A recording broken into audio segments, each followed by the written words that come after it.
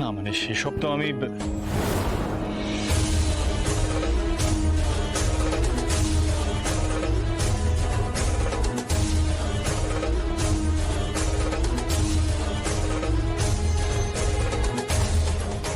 এই জন্য জোনাকিকে আমি এসব বুলশিট প্ল্যানিং এর মধ্যে থাকতে বারণ করেছিলাম। এখন আবার চোখের ইশারা করে আমাকে চুপ থাকতে বলছে। জাস্টিস মেটারোকে কিভাবে অ্যাকিউজ করবে ওর কোনো আইডিয়া নেই। She is clueless.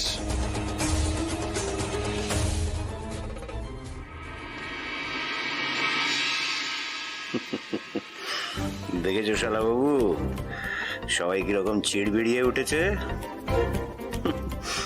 সম্পত্তির টান তো নয়, যেন নারীর টান। হ্যাঁ সেটা তো ঠিক আছে, কিন্তু যে ঝড়টা আসতে চলেছে বুঝতে পারছো, দাদারা তো আর জোনাকিকে ছেড়ে কথা বলবে না। এই সাংঘাতিক মেয়েটার পাল্লায় পড়ে তুমি মিস্টার ধ্রুব মিত্র এবং আমার বাবা, তোমরা তোমাদের সমস্ত বিচার বুদ্ধি সবকিছু ভুলে গেছো। কিন্তু আমাদের তো চোখ কান খোলা আছে।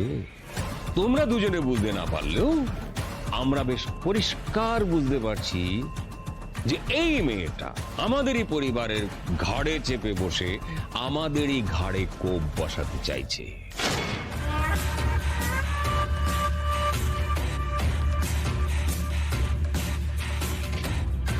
নিজের আখের গোছানোর জন্য আটঘাট বেঁধে নেমেছে।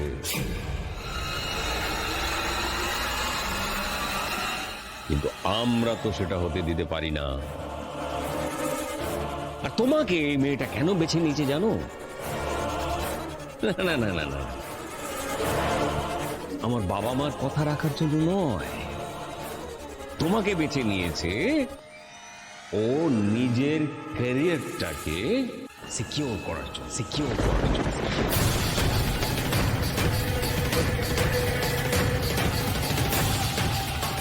যেটা তুমি খুব শিগগিরই বুঝতে পারবে মিস্টার ধ্রুব মিত্র।